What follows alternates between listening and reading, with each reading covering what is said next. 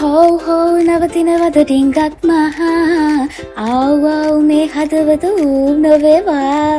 අනේ ඉතින් ළමයි මගේ හදවත නම් දැන් ඌ වෙලා තියෙන්නේ.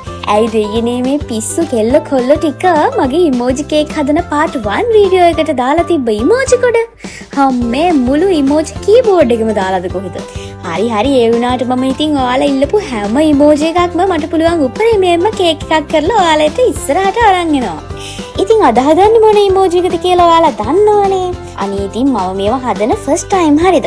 කලින් try කරලවත් නැහැ මම. ඔයාලත් එක්කම තමයි මේ first time try කරන්නේ. ඉතින් පොඩි අඩුපාඩු තියෙන්න පුළුවන් ළමයි. වැරදි අතොත් සමා වෙන්න. ඉතින් ඉස්සරහට ගේන වීඩියෝස් වලින් මම මගේ වැරදි අඩුපාඩු හදාගෙන ලස්සන output එකක් ඔයාලට දෙන්න බලාපොරොත්තු වෙනවා.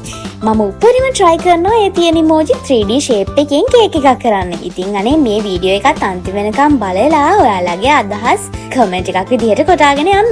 ඉතින් මම ඊළඟට ගේන්න තෝරගත්ත emoji එක මොකක් වෙයිද? ඔන්න ඉතින් ඒක මොකක්ද කියලා බලන්න නම් අපේ page එක follow කරලා තියාගන්නම වෙනවා. ඉතින් අදට මම ගිහින් එන්නම්. ආතල් එකේ ඉන්න කට්ටිය